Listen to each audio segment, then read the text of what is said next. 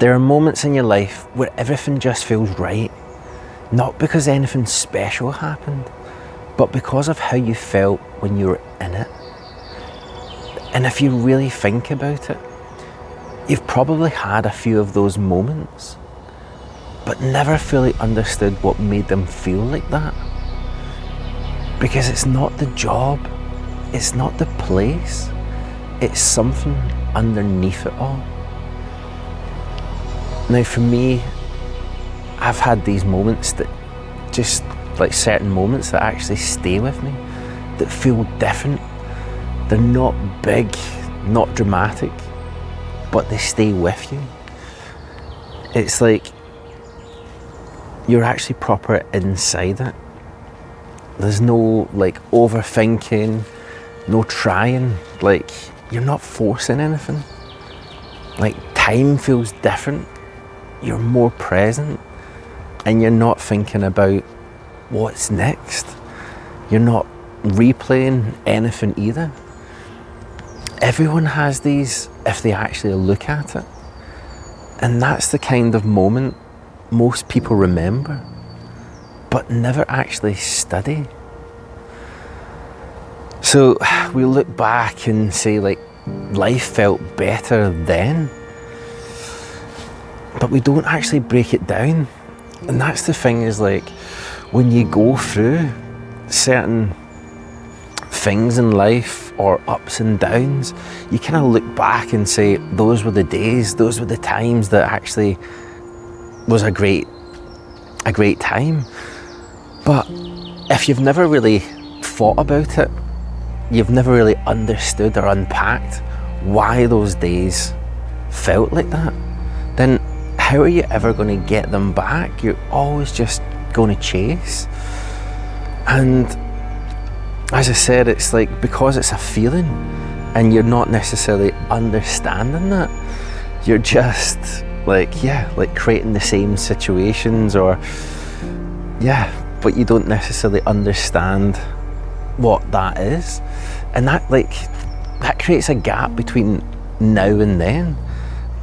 It makes it feel like something's missing, but no actual direction comes from it. Because you're just remembering the emotion, not the mechanics of it.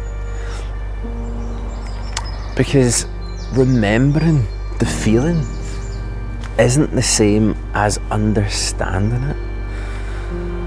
Now, for me, I kind of look back in my life, especially when I've been having these problems about, like as I said in previous videos, that I've really struggled with the job that I found myself in, doing truck driving, doing temporary work. And when I ever look back upon when I felt as if I was passionate in a job, when I felt I was in alignment, like I always get taken back to hospitality.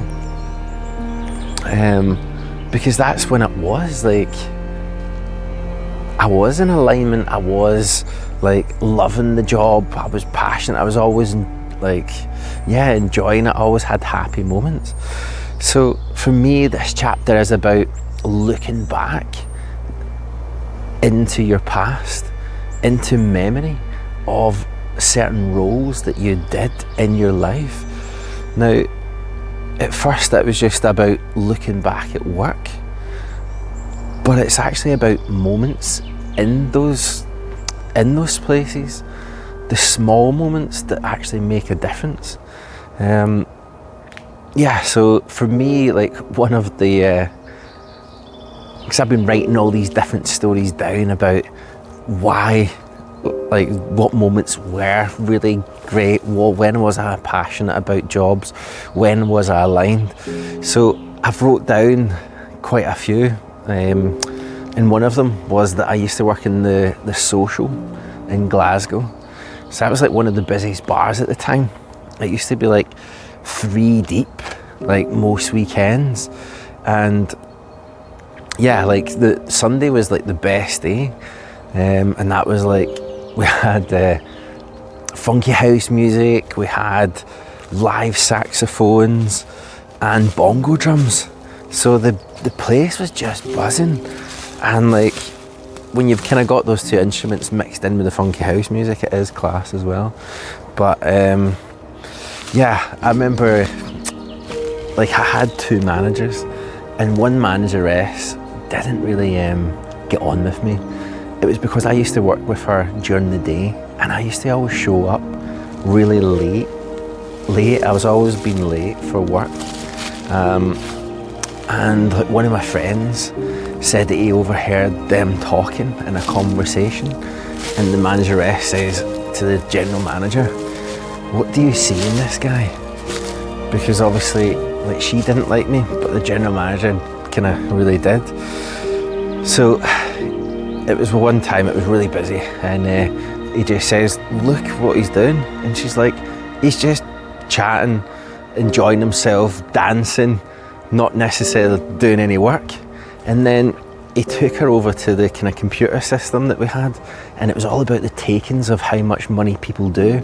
Now, my friend always says that he used to work his ass off, sweating, really busy, and like trying to get more sales. But he always just looked over at me. I looked as if I was not even doing anything, and I was on like £400 more than anybody.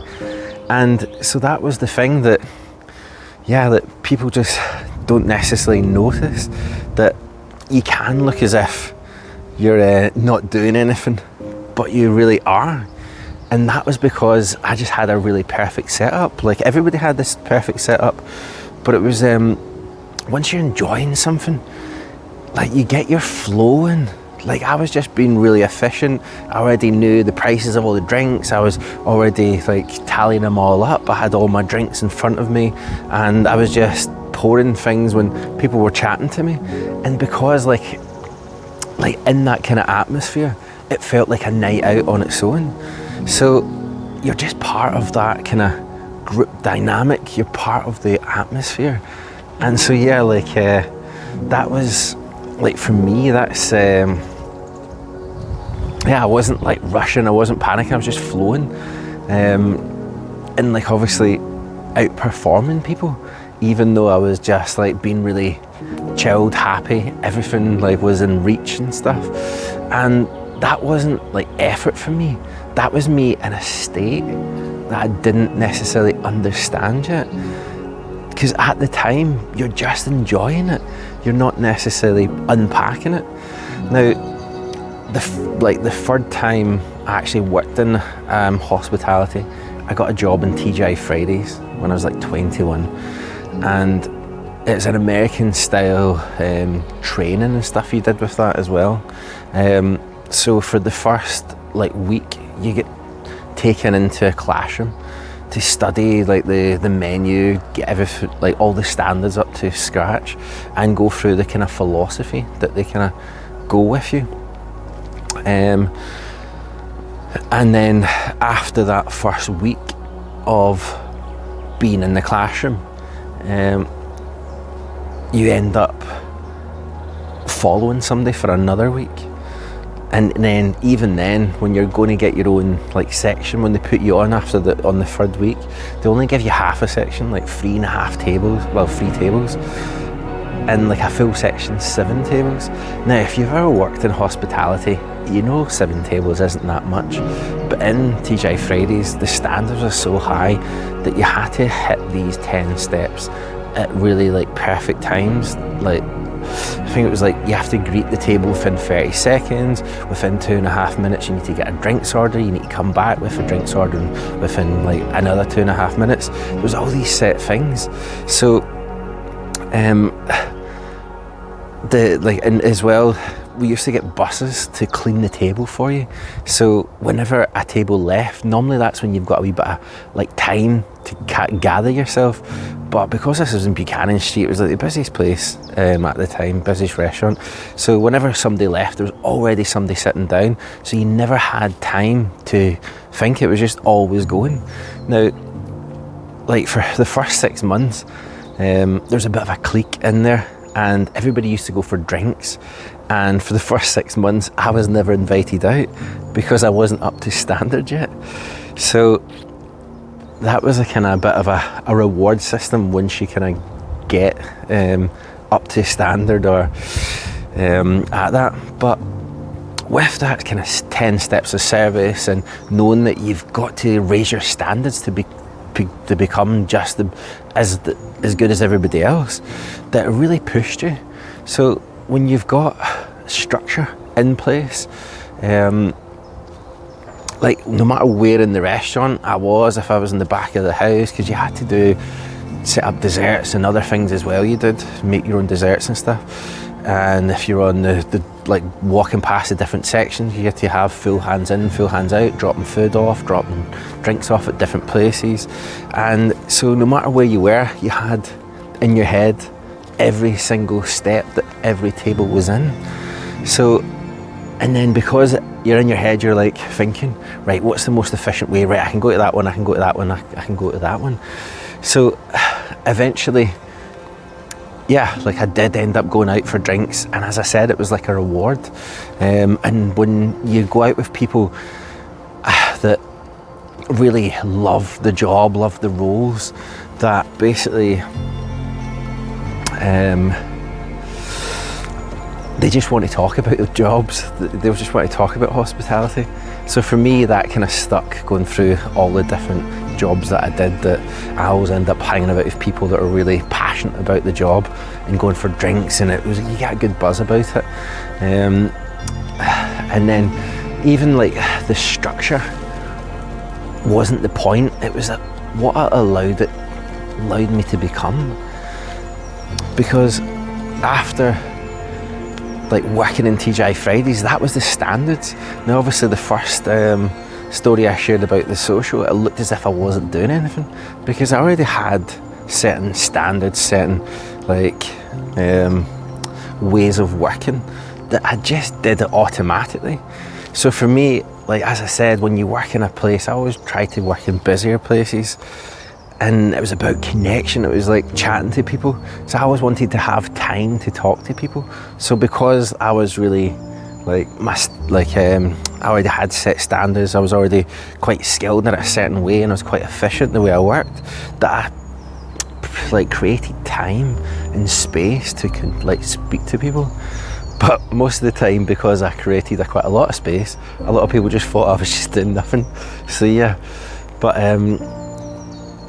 yeah, so like another time that I was working in the hospitality is that actually the last job that I went back to was a restaurant, Italian kitchen, that I worked there twice before. Now the time I did go back, it was a time after truck driving, because I was kind of in and out, and I felt as if, right, this truck driving, I'm not really happy, I want to go back to hospitality. That was always like, I was always enjoying it.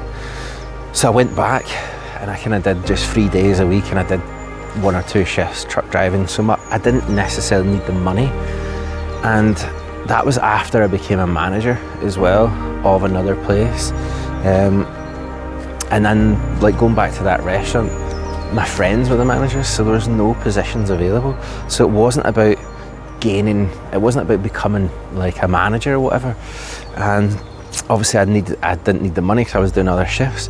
So there was another reason for me doing that, and that was that it was speaking to people, connecting to customers and stuff. And when I was in Italian kitchen, what I used to do is I didn't want just like basic conversation, oh, how was your meal, or was it what you doing today, like nothing like that. I wanted something else, because that's the reason I went back into hospitality. So I used to have my managers walking past, and they just clocked the kind of conversation and asked me, what were you talking about? And it was always something deep and meaningful. And they're like, how did you manage to speak to somebody and get that out of them right away? Now, I've spoken about it before when I worked as a Club 18 to 30 rep. Now, your job was to be everybody's best friend, but it was an impossible job. So, but I tried. But the key thing is that you need to try to find something you've got in common with somebody, and then strike up a conversation with that person about that subject that they actually connect with you. So I already had that kind of skill level, and one once I was in hospitality, because I was already really good at the job, as I said with this TGI Fridays training, it was just second nature to me. So like I was doing the job, like as I said, second nature, and I wanted to talk to people. So I was in my flow, I was in alignment, and once I was in that kind of alignment, that state, that my intuition was really spot on. So as I said there about trying to connect with somebody, you've got to have something in common. But the key thing is to get something deep and meaningful out of somebody is that you need to share something that you've got that's relevant to the conversation but deep and meaningful.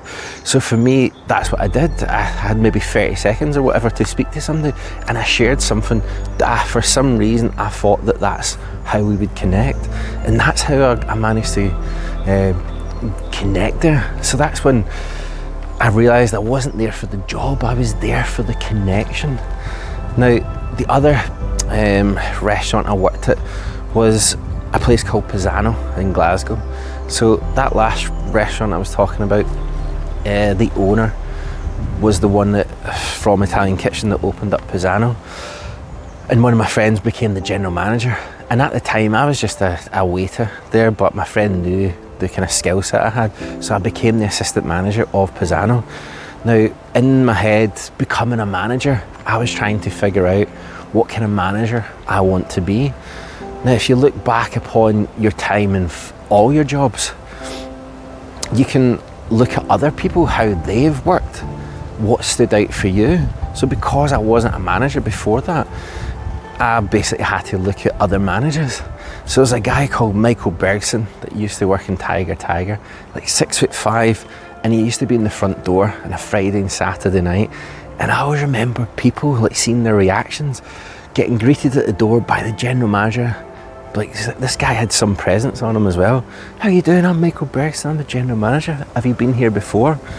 Now, people like not been here before or whatever used to be like, right, I'll give you a drink if you give me their email address.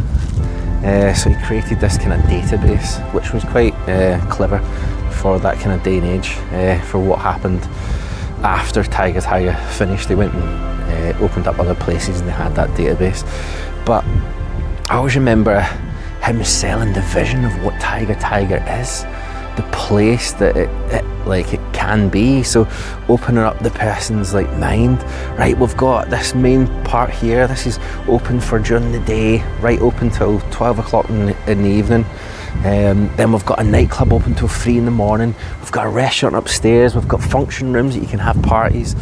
And then I always remember seeing similar people coming back the next week with their friends, and right away same again, oh, how you doing, Michael? This is my friend. Oh, it's nice to see you again. And the person's friend was like, how do you know the general manager? So it was this kind of, yeah, it was a really cool idea, and that's what I took on with Pisano. So my friend was the general manager, he was making sure the pizzas were always coming out fine, and then for me, I was training the staff and looking after the customers.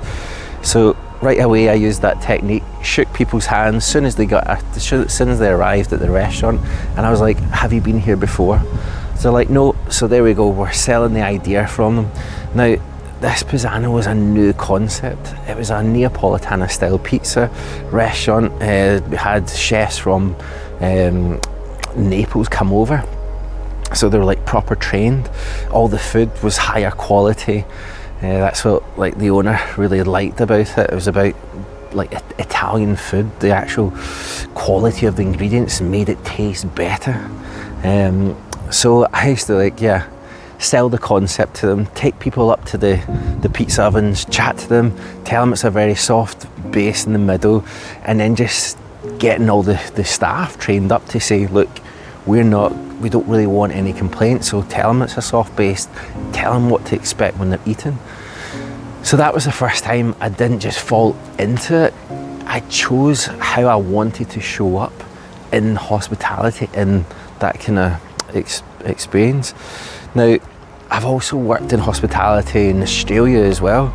Worked in a place called Wisdom Bar in Darwin, and that was just like crazy alive. It was like loads of military, navy, even all the workers, like when they finished at 5, they came out, like the place was just jam-packed. And it was like a lot of Irish over there as well, so there was like a lot of live music.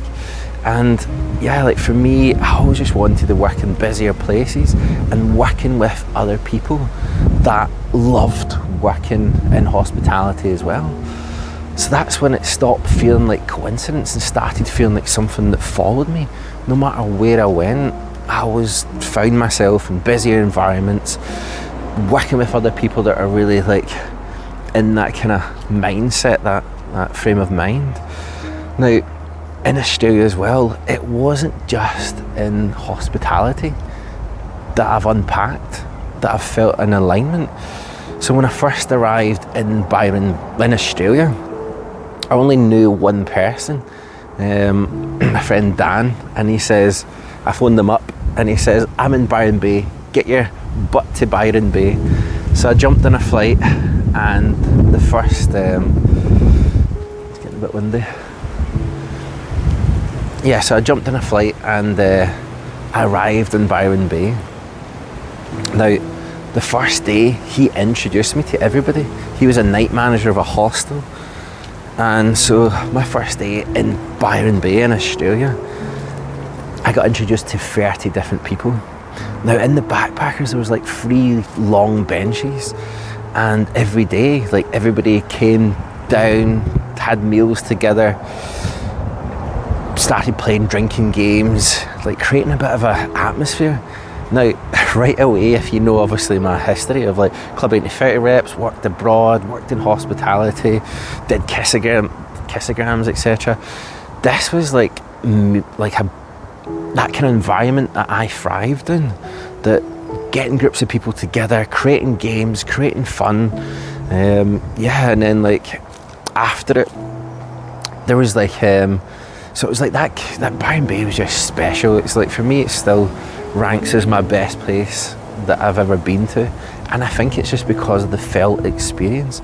It might be different now, but it was just that community aspect to it. Because even on a Friday, there was the local church put on this local barbecue and get together. Now, in UK, I would never go to a church gathering. It's just too much, I don't know, not too sure why, but over there, it was like sunny all the time, free music, they put free burgers and hot dogs, and obviously if you're a backpacker, you're like, this is brilliant.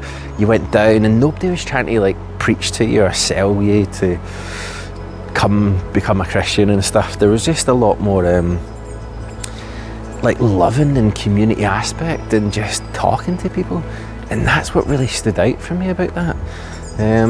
That's what community should be like. There shouldn't be a hidden agenda behind it. It's just people coming together, chatting and liking each other's company. Now, also in Byron Bay on a Sunday, there was a local bar right next to the ocean, and it used to be the Crocodile Dundee owned it years ago, but it wasn't under his ownership when I was there. But on a Sunday, there used to be family day, and it used to be all walks of life, rich, poor, young, old, children, like singles, backpackers, you name it, everybody was there. But there was nobody looking down upon each other. Everybody was just there having a great time. No, the atmosphere was just great. There was nothing, no underlying tension or anything. And those things, this is what I always say about Byron Bay. It was that community feeling, that feeling as if you belong in group settings. Like even like Byron Bay as well, like another part of it was that the bar shut at 12 o'clock in the afternoon. So I was basically, I had a friend there that let me stay with him for a couple of weeks, actually more than that, 3 or 4 weeks. And every morning we used to wake up and like he put on the Kings of Leon album on in the morning, so that like memory of music. And then we used to walk up to the beach, just round the corner basically, and then jump in the ocean. This used to be like 6, 7 o'clock in the morning. and that just freshened ourselves up. And then after we went back to his apartment, he put a bacon on the barbecue, and then always just, what do you want to do today? Now, because I was in Byron Bay, we were hanging about with nice, like loads of different people. There was kind of structure in my days, waking up, and you felt as if you've got a full day ahead of you. Now, it felt as if I was in my flow state as well, because anytime we ever thought about what do you want to do today, my intuition just came out. It was like, right, let's get the kayak, let's go into the ocean, let's get the kayak down the river, let's go to like the kind of B&Q thing. We've got a large tarpaulin, then water slides into the ocean until somebody came and said you can't put fairy liquid in the ocean, but it was fun. And then and then I was dating a local girl before, and she used to she showed me all these local beaches. So he had a truck, and it was like, in the front of it was 3 seats, and then it was like a kind of high wheelbase. You lifted up the shutter, and there's enough room for a single bed and a 2-man kayak. So we used to go down to the backpackers, and I used to say to them, it was like people obviously that worked there, we knew, people you met the night before, even just people that just passed by.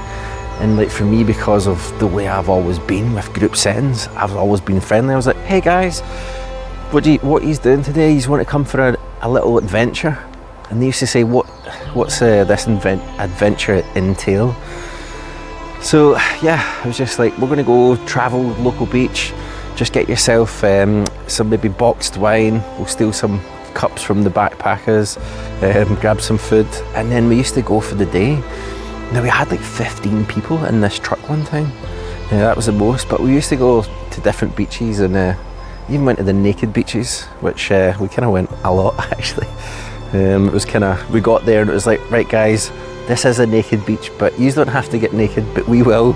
And it was just like having that free in mind, as if you're back to your inner child again. Because that's the thing about naked beaches, it's not about looking at somebody naked, it's about how it feels in your head, your mind, to be free. So yeah, that was like when there was no structure, there's no plan, and yet it was one of the clearest examples of that feeling. As I said, it wasn't about working in hospitality, it was something different. I'm trying to unpack all these different moments and different jobs, countries, environments, the little small things, why the same feeling was underneath, the same state, like the flow state, the intuition, the alignment, why it was coming up. So it was never the job, it was the state I was in while doing this. Now, what actually is it's the connection. It wasn't surface level, because I was like being a part of something. There was something always there, a community. Like I was in my flow state. I was using the skills and the way that I showed up in life. And when they're not there, that disappears. So I wasn't searching for a job, I was actually searching for a way of living that created that feeling. And that's the kind of big epiphany for me. It's like, this is when, for the past like 10 years doing truck driving, totally out of alignment, and now I'm feeling as if I've got my flow back. And that is me doing this YouTube journey, my healing journey as well. It's I've kind of got my flow state because I'm working on myself, I'm building structure into my days, I'm writing a lot more, I'm unpacking all this kind of wisdom of when I was aligned, and I'm slowly getting that feeling back. I feel as if I'm aligned. I've, as I said, got my flow back. Like I'm speaking better, and that's when it's something it's a topic that I'm really like passionate about. And obviously I think you could probably hear about this, that like compared to some other videos, that this is just something that's clicked. It's talking about this and being passionate. So I'm like not like and it's not about like getting drawn into certain jobs or drawn into creating different experiences. For me, it's all about the environments, how I was influencing people, as in bringing people together or creating an atmosphere, just feeling part of that. Like, I'm not necessarily drawn to jobs, I'm drawn to creating environments where people feel something. And that is my big epiphany of what I want to do, like what direction I want to go down. Now, this is also an exercise I want you guys to try out as well, that most people just don't analyse them. Like, but if we can actually, like, if you can unpack, so it's like a kind of exercise, it's called 25 coherent moments. So it's if you can write out 25 times that you've been having these kind of different stories, working in different environments, and what you're wanting to do is trying to figure out what is the repeated patterns, how it felt. As I said, the small details become important. You don't find your direction by guessing, you find it by recognising what's already there. Now, for me, one of the last times I was most aligned was actually when I got married, which was 2.5 years ago. Now, the thing about why I felt as if that was the last time I was aligned is because we kind of, like, your wedding day is normally a day that's you've created. Now, we created it that it was aligned with us. Like, from the very first moment me and my wife woke up, we went and walked into the forest. We were in this kind of cabin, and then we found this wee mossy area, and we put like blankets down, and from there, like, both of us were just in the same mindset, the same feeling, the same thought. And then after it, we went for lunch, and it was just like kind of mums and dads, a couple of aunties and stuff, and then we went back, got ourselves ready for the kind of afternoon, evening wedding. Now, obviously, I've spoken about my Aunt Celine before. Now, she was there, and she married us, so that was really special for her, like, for me anyway. And from that moment as well, like, we had a wee blessing in the woods. We came back to the venue, and we had dinner with everybody. Now, I always remembered my friend's wedding. He got married in Malta, and his speech was just the best speech I've ever heard. And I can unpack that, because why did it feel so special? And it was because he said something about everybody that made the effort to come over. It's 50 people, whatever, and he said something, a connection line with them. So that's what I did in my speech, because, as I said, I unpacked that wisdom. It's like, everybody's there for you for a reason. So if you kind of celebrate them, you tell them a wee bonding moment, a wee connection moment. And then also at my wedding as well, I made sure I went round to speak to every single person, and not just like, how was your day? It was like proper deep conversation, because I wanted everybody to make it feel special for not just me and my wife, but for everybody. Now, looking back, it was the happiest day in my life, like, there's no doubt. And it was just everything coming together. It was like, as I said, making other people feel special. It made my day flow better. You're just buzzing, like, with a group dynamic as well. If you've got friends and family all together and you're bouncing off each other, you're bringing everybody together, you're chatting away. And it wasn't just perfect, like, because even after, my friends and family were saying this has been the best wedding we've ever been to.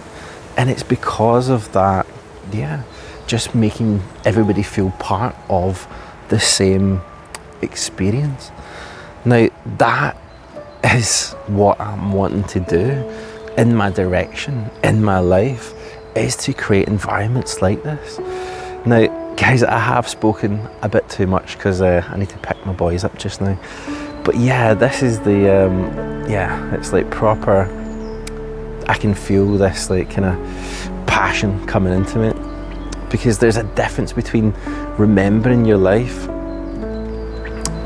and understanding it.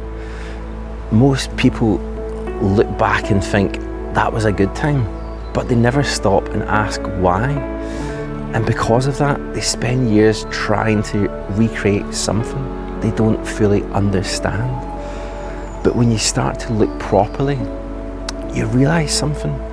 It was never the job. It was never the place. It was who you were in those moments.